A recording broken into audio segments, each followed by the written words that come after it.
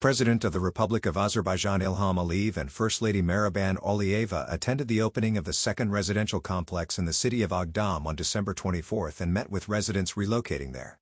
Emin Husanov, special representative of the president in the Agdam, Fuzuli, and Koyevan districts, briefed the head of state on the facilities provided in the complex. The complex, covering more than 13 hectares, consists of 11 quarters with 60 buildings and a total of 1,268 apartments, 114 one-room, 464 two-room, 536 three-room, and 154 four-room units. In December, 104 families, 426 people, are scheduled to relocate, with an additional 1,164 families, 4,772 people, expected in January to February 2026. The buildings are equipped with permanent water, electricity, and high-speed internet lines, while the apartments have heating and hot water. Extensive landscaping and construction works have been completed on the grounds, including nearly 5 kilometers of internal roads, sports and children's playgrounds, bicycle lanes, and underground and surface parking lots.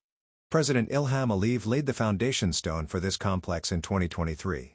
The head of state and First Lady Mehriban Aliyeva inspected the progress of construction in the complex in February of this year.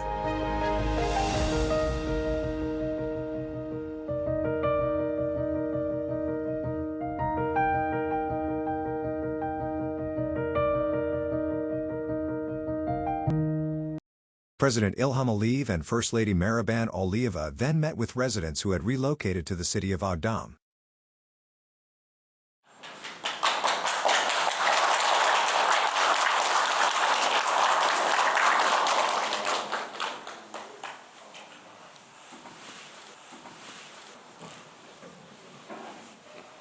Ben sizi ürəkdən salamlayıram. Bugün Ağdam şəhərinin tarixində çox əlamətdar bir gündür, tarixi bir gündür. Uzun fasilədən sonra Ağdamlılar öz doğma şəhərinə qayıdırlar. Bu münasibətlə sizi ürəkdən təbrik edirəm. Əminəm ki, burada siz rahat yaşayacaqsınız, əmin-amanlıq şəraitində yaşayacaqsınız. Siz buna layiqsiniz. Uzun illər köçkün həyatını yaşamış insanlar üçün bugün Ağdam şəhərində və bütün başqa işğaldan azad edilmiş ərazilərdə yeni, müasir şəhərlər, kəndlər, qəsəbələr salınır və artıq böyük qayıdış proqramının əyani təzahürlərini hər kəs görə bilir. İşğal dövründə Ağdam demək olar ki, urbisidə məruz qalmışdır. Yəni ki, şəhər tamamilə Ermənistan dövləti tərəfindən dağıdılmışdır. Bu, Ermənistan dövlətinin məqsədyönlü siyasəti idi. Bizə qarşı olan düşmənçiliyin bariz nümunəsi idi. Məqsəd də tam aydın idi. Birinci, talançılıq. Çünki bütün binaların daşları bir-bir sökülərək talan edilmişdir. Müxtəlif yerlərdə satılmışdır Ermənistan ərazisində. Digər tərəfdən Ermənistan dövləti bu bölgələrdə Azərbaycan xalqının tarixi irsini tamamilə silmək istəyirdi. Üçüncü məqsəd isə bu şəhəri elə vəziyyətə salmaq ki, artıq burada yaşayış mümkün olmasın. Azərbaycanlılar heç vaxt buraya qayıtmaq haqqında düşünməsinlər. Ancaq səhv etdilər. Biz, xalqımız bütün bu əzablı illər ərzində bir amalla yaşamışıq ki, öz doğma dədə-baba torpaqlarımıza qayıdaq və qayıdandan sonra bu torpaqları, şəhər kəndləri bərpa edək və Azərbaycan xalqı heç vaxt işğalla barışmamışdır. Əminəm ki, bütün xalqımız o cümlədən keçmiş köçkünlər bilirdilər və inanırdılar ki, tarixi ədalət bərpa ediləcək. Halbuki Ermənistan, Azərbaycan münaqişəsi ilə məşğul olan hər halda beynəlxalq təşkilatlar tərəfindən bu vəzifəni icra etməli olan qurumlar başqa fikirdə idi. Onlar Ermənistan dövləti ilə, işğalçı, talançı dövlətlə həmrəydirlər. Xüsusilə ATƏT-in Minsk qrupunun yaratmaz və anti-Azərbaycan fəaliyyətini qeyd etmək istərdim. Bu qrup 1992-ci ildə yaradılmışdır və o vaxt bizim torpaqlarımızın işğal altına düşməsinin birinci mərhələsi idi və məsələni həll etmə əvəzinə, əksinə bu qrupun və onun həmsədrlərinin məqsədi bu işğalı əbədi etmək, Ermənistana haqq qazandırmaq, Azərbaycan xalqını və dövlətini isə işğalla barışdırmaq idi. Mən 17 il ərzində ATƏT-in Minsk qrupunun həmsədrləri ilə təmasda olmuşam. Onlarla çox saylı görüşlər keçirmişəm və hər dəfə görüşəndə illər keçdikcə görürdüm ki, bunların məqsədi məsələni həll etmək yox, işğala son qoymaq yox, BMT Təhlükəsizlik Şurasının qətnamələrinin icrasına nail olmaq yox, işğalı əbədi etmək idi. Sanki danışıqlar masasında bir tərəfdən Ermənistan və Minsk qrupunun həmsədrləri, digər tərəfində isə Azərbaycan idi. Bax, bu 17 il ərzində sayısız hesabsız keçirdiyim görüşlərin nəticəsi budur. Və hesab edirlər ki, buna nail olacaqlar. Hesab edirlər ki, bizi inandırmağa nail olacaqlar ki, biz öz əzəli torpaqlarımızdan əl çəkək. Ancaq yenə də Ermənistan dövləti kimi səhv etdilər. Mən dəfələrlə demişdim, işğal dövründə ki, xalqımız və dövlətimiz heç vaxt işğalla barışmayacaq. Nəyin bahasına olursa olsun, öz doğma torpaqlarını qaytaracaq. Bunu prezident kimi fəaliyyətə başlayandan ilk dəqiqələrdə bildirmişəm. Birinci and içmə mərasimindəki çıxışımda və ondan sonraki dövrdə. Və bu illər ərzində biz bir məqsəd ətrafında birləşmişdik ki, bir nöqtəyə vuraraq xalqımız bu müqəddəs missiyanı yerinə yetirsin. Və 5 il bundan əvvəl şanlı 2-ci Qarabağ müharibəsi və onun nəticələri haqq ədaləti bərpa etdi, bizim hüquqlarımızı bərpa etdi, beynəlxalq hüququ bərpa etdi, bizim milli layiqiyyətimizi bərpa etdi. Xalqımız qan tökərək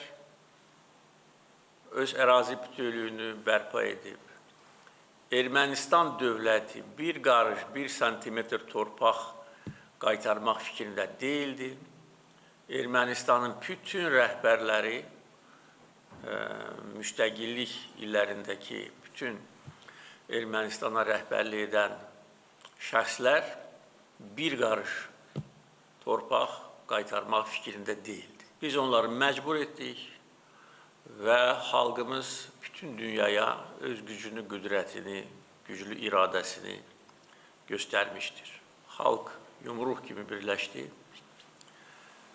Silahlı qüvvələrimiz qəhrəmanlıq, fədakarlıq göstərmişdir. Allah bütün şəhidlərimizə rəhmət eləsin və cəmi 44 gün ərzində Ermənistanı böyür üstə qoyduq. Bu günlər, bugün açdığım Xankəndidəki Zəfər tağının pilləkanlarında da əks olunub. Oraya da əminəm ki, siz və bütün Azərbaycan vətəndaşları gedəcəklər, ziyarət edəcəklər. Bugün ölkəmizdə 2-ci Zəfər tağı açılmışdır Bakıdan sonra Xankəndidə və orada pilləkanların üzərində şanlı zəfər yürüyüşümüzün hər günü təsbit edilib. Və hər gün biz irəliyə gedirdik, hər gün şəhər və kəndləri azad edirdik və heç bir qüvvə bizim qabağımızda dura bilməzdi. Halbuki bizi 44 gün ərzində dəfələrlə dayandırmaq istəyənlər min cür təzyiq, təhdid və təhribat törətməyə çalışırdı və hətta törədirdi. Bizi qorxutmaq, bizi dayandırmaq, bizim şanlı zəfər yürüyüşümüzü yarımçıq qoymaq və münaqişəni əbədi etmək bizə qarşı olan qüvvələrin məqsədi bu idi. Təbii ki, 5 il keçəndən sonra və biz 2023-cü ildə öz suverenliyimizi antiterror əməliyyatı nəticəsində tam bərpa edəndən sonra artıq bizə qarşı olan qüvvələr yeni reallıqla barışmağa məcbur idilər. Biz onları məcbur etdik. O cümlədən bizim qələbəmizi qəbul etməyənlər, bunu həzm edə bilməyənlər, ermənipərəz qüvvələr məcbur olaraq bugünkü reallıqlarla barışmalı oldular. Ermənistan dövləti bu vəziyyətlə barışmalı oldu və vaxtilə buradan uzaqda olmayan Xankəndi şəhərinin stadionunda Qarabağ Ermənistandır və nöqtə deyənlər Qarabağ Azərbaycandır deməyə məcbur oldular. Yəni, öz xoşu ilə yox, məcbur edən də biz olduq. Xalqımız, dövlətimiz. Yəni, bu tarixi biz heç vaxt unutmamalıyıq. O acı günləri yaşayan yaşlı nəsil təbii ki, heç vaxt unutmayacaq. Gənc nəsil unutmamalıdır. Bundan sonra gələn nəsillər, gələcək nəsillər unutmamalıdır, bilməlidir. Bu tarix həm məktəblərdə, həm ali məktəblərdə, ailələrdə əzbər olmalıdır. Yəni, bu bizim şanlı zəfərimizdir və eyni zamanda bundan sonra sülh içində, təhlükəsizlik içində yaşamaq üçün biz bu tarixi heç vaxt unutmamalıyıq. Biz bilirik bizim dostumuz kim olub, düşmənlərimiz kim olub. Əfsuslar olsun ki, düşmənlərimiz dostlarımızdan bir neçə dəfə çox olub. Amma bugün bizim güclü iradəmiz, siyasi addımlarımız, silahlı qüvvələrimizin güclü olması artıq tamamilə yeni mənzərəni ortaya qoyur və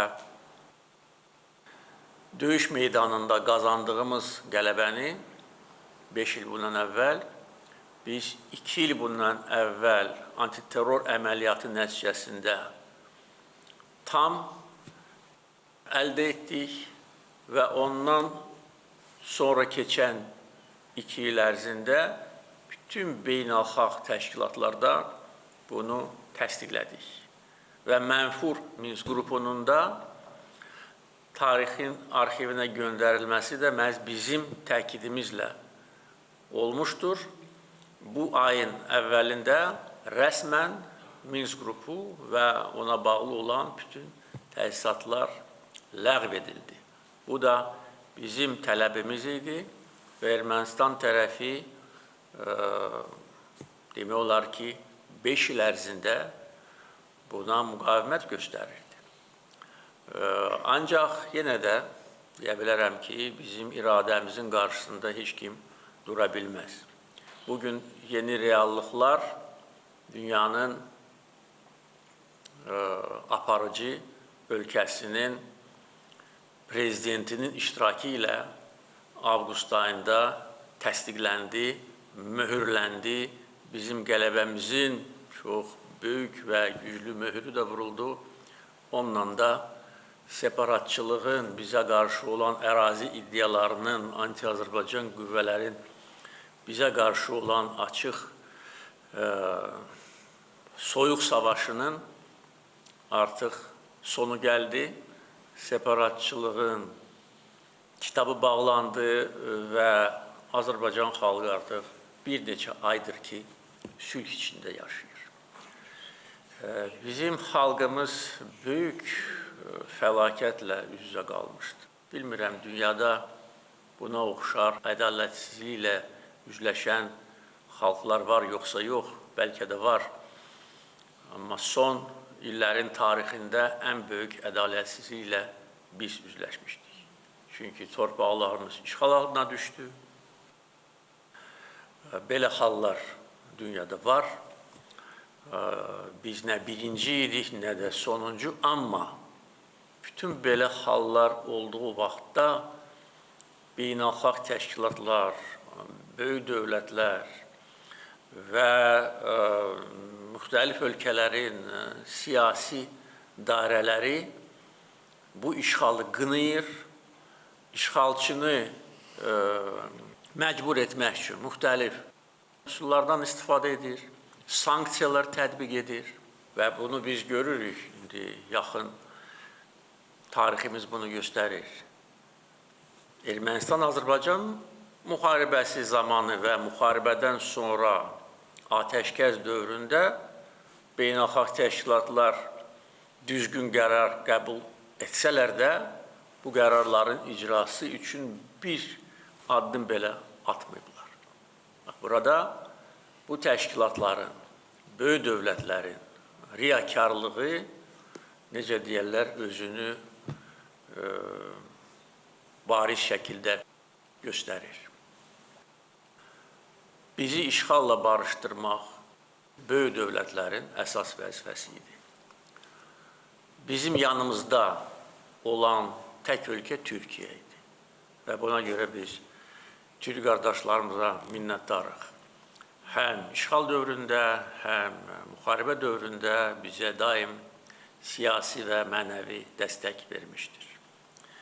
Müsəlman ölkələri, onlar İslam Əməkdaşlıq Təşkilatı çərçivəsində bizim təkliflərimizə həmişə müsbət reaksiya verərək lazım olan qərar və qətnamələri qəbul etmişlər. Ancaq bütövlükdə götürəndə bizim müharibəmiz və işğal tariximiz bütün başqa buna oxşar hadisələrdən fərqlənir. Çünki yenə də deyirəm, işğalçıya qarşı heç bir sanksiya tətbiq olunmadı. Bugün dünyada müxtəlif yerlərdə müharibələr gedir, toqquşmalar, münaqişələr baş alıb gedir. Dərhal ya beynəlxalq təşkilatlar, ya böyük nüfuzlu ölkələr nə edirlər? Sanksiyalar tətbiq edirlər. Və sanksiyaların da əlbəttə ki, böyük təsiri var. Xüsusilə Ermənistan kimi kiçik və zəngin olmayan, demək olar ki, kasıb ölkəyə əgər sanksiyalar tətbiq olunsaydı, əlbəttə ki, Ermənistan işğala son qoyardı. Ancaq nəinki sanksiyalar tətbiq edilməli, əksinə onlara bəziləri pulsuz silahlar verirdi. Özü də 1 milyon dollarlıq yox, milyardlarla dollar dəyərində. Və bizim həm 2-ci Qarabağ müharibəsi, həm antiterror əməliyyatı nəticəsində Ermənistandan qənimət kimi götürdüyümüz və məhv etdiyimiz silahların pul dəyəri hardasa 5-6 milyard dollardır. Bunların bəzi dağılmış nümunələri Bakıda Hərbi Qənimətlər Parkında nümayiş etdirilir. O cümlədən İskəndər M ballistik raket. Hansı ki, Ermənistanda ümumiyyətcə olmamalı idi. Çünki İskəndər M raketi ixraca qadağandır. İxraca açıq olan, əgər belə demək mümkündürsə, İskəndər E, yəni eksport növüdür. İskəndər M raketi necə Şuşaya zərbə indirdi, bu elə böyük sualdır. Yəni, pulsuz silah, maliyyə yardımı, Her il Amerika'da, Fransa'da marafonlar keçirilirdi. Separatçılar, separatçı liderler, hansılar ki bugün Bakı'da məhkəmə qarşısında cavab verirlər, oraya vizalar alırdı. Necə ola bilər? Minsk qrupunun həmsədr ölkələrinə separatçılar necə gedə bilərlər? Axı digər separatist ərazilər var. Onlara Amerikaya yaxud da ki Fransaya kimsə viza verə bilər. Baxın, bugün nə qədər separatist inzibati ərazi var. Ukrayna ərazisində, Moldova ərazisində, Gürcüstan ərazisində separatçı yuvalar var. Onların rəhbərlərinə Amerika, Fransa, Avropa ölkələri viza verə bilər? Yox. Amma erməni separatçılarına niyə vizalar verilirdi? Yəni, bax, dediyim sözün bir təsdiqi də budur. Onlar telemarafonlar keçirirdi. 100 milyonlarla dollar pul yığırdı. Onlara gizli mənbələrdən də pul ötürülürdü. Bir məqsədlə ki, bu torpaqları əbədi işğal altında saxlasın, Azərbaycan xalqına divan tutsun və bu şəhər və kəndləri daim nəzarət altında saxlasın. Bax, biz görün kimlərlə kəllə-kəlləyə getmişik. Biz 2-ci Qarabağ müharibəsində gör, Ermənistana olan hansı dəstəyin fonunda qələbə qazanmışıq. Yəni, ona görə bütün bunlar, necə deyərlər, həm çatdırılmalıdır düzgün, həm bizim təhsil müəssisələrimizdə dəqiq təqdim edilməlidir. İctimai məkanda, yəni bu unudulmamalıdır. Və biz də heç vaxt unutmamalıyıq. Düzdür, indi Ermənistanla Azərbaycan arasında sülh prosesi gedir. Və sülh prosesinin təşəbbüskarı da biz olmuşuq. Onu da hamı bilir və bilməlidir. Birinci təklifi biz vermişik, sülh müqaviləsinin, mətninin müəllifi də bizik və ora salınan bütün maddələrindən müəllifi də bizik. Ancaq biz işğalı necə unuda bilərik? Şəhidlərimizi necə unuda bilərik? Xocalı qurbanlarını, digər günahsız insanların həlak olmasını necə unuda bilərik? Heç vaxt unuda bilmərik və unutmamalıyıq. Çünki bu tarixi yaddaş həmişə bizim qəlbimizdə olmalıdır. Şəhidlərin əziz xatirəsi həmişə qəlbimizdə yaşamalıdır və heç vaxt şirin sözlərə uymamalıyıq. Bunu mən bir də deyirəm, mən bunu birinci dəfə deyir ki, deyirəm. Ayıq olmalıyıq, daim güclü olmalıyıq. Ona görə biz son 5 ildə ordu potensialımızı böyük dərəcədə gücləndirmişik və keçən ay hərbi paradda bütün dünya bunun bir hissəsini görə bildi. Və əbədi sülhə nail olmaq üçün hər zaman bizim potensial düşmənlərimizdən güclü olmalıyıq bir neçə dəfə. Və bunu təmin edirik və edəcəyik. Bugün Ağdam rayonunda artıq həyat bərpa edilir. 3 kənddə insanlar yaşayır. Mən bu kəndlərin yenidən istifadə verilməsi mərasimlərində iştirak eləmişəm. Kəngərli, Sarcalı, Xıdırlı, orada indi bir neçə min insan yaşayır və bu köç prosesi davam edir. Bugün Ağdam şəhərində artıq insanlar yerləşir və bu yaşayış məhəlləsində 1268 mənzildə Ağdamlılar yerləşir. Daha 2 məhəllədə inşaat işləri gedir. Təkcə bu məhəllədə 60 çox mərtəbəli bina var. Bütün şərait yaradılıb, infrastruktur qurulub və burada rahat yaşamaq üçün bütün imkanlar var. Və təbii ki, Ağdam şəhərinin tam istədiyimiz kimi qurulması zaman tələb edir. Onu da Hər kəs yaxşı bilir ki, təkcə Ağdamda deyil, bütün başqa azad edilmiş ərazilərdə geniş miqyaslı quruculuq işləri gedir, böyük qayıdış proqramı uğurla icra edilir. Ağdam rayonunda isə artıq bir neçə önəmli infrastruktur obyekti, mədəni obyekt istismara verilmişdir. Ağdam Sənaye Məhəlləsində mən dünən olmuşam, yeni müəssisələrlə tanış olmuşam. 30-dan çox artıq rezident qeydə alınıb. Onların bəziləri fəaliyyətə başlayıb, bəziləri isə yaxın gələcəkdə fəaliyyətə başlayacaq. Ağdam ölkəmizin böyük sənaye şəhəri olacaq.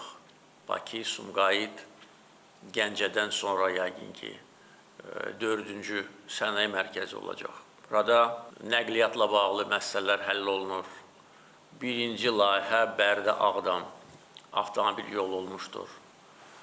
Bərdə-Ağdam dəmir yolu olmuşdur. Dəmir yol vağzalı istismara verilmişdir. Hal-hazırda Ağdam Xankəndi dəmir yolunun inşası ilə biz məşğuluq və vaxtı ilə Ulu Öndər Heydər Əliyevin təşəbbüsü ilə inşa edilmiş, Allah ölənlərə rəhmət eləsin, bu dəmir yolunda biz yenidən qururuq. Ağdam Cümə Məscidi birinci bərpa olunan tarixi dini abidəmizdir. Qiyaslı Məscidi, hansı ki tamamilə dağıdılmışdır və orada da Ağdam Cümə Məscidi kimi Ermənistan dövləti bütün müsəlmanları təhqir etmək üçün heyvan saxlayırdı. O da açıldı. Su varma işləri öz həlini tapır. Xaçınçay su anbarı yenidən quruldu. Digər həm Ağdam üçün, həm də bütün ölkəmiz üçün vacib olan mədəni abidə imarət kompleksidir. O da tamamilə bərpa edildi. Natəvanın ermənilər tərəfindən dağıdılmış heykəlinin eynisi qoyuldu. Məktəb istifadə verilmişdir. Çox gözəl, böyük məktəb. Muğam mərkəzi, 2 mehmanxana,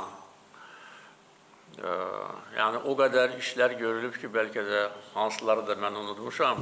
Amma yəni hər şey göz qabağındadır. Bütün bunlar da cəmi 5 il ərzində. Yəni o biz nəyi göstərir?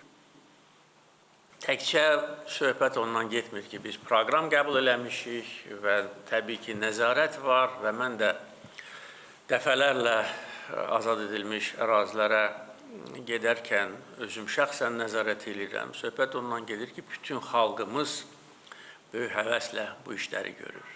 Əgər bax, bu faktor olmasaydı, bu qısa müddət ərzində bu qədər işi biz görə bilməzdik. Məsəl üçün, dünən Xankəndidə Qarabağ Universitetinin yeni korpusunun açılışındaydım. Tamamilə sıfırdan tikilmiş yeni gözəl binadır. Və maraqlanıram ki, burada tədris prosesi necə gedir, tələbələr, müəllimlərin bəziləri xaricdən gəlir dərs verməyə, bəziləri Azərbaycanın müxtəlif yerlərindən və maraqlanıram ki, bəs motivasiya nədir, onları nə cəlb edir? Mənə deyirlər ki,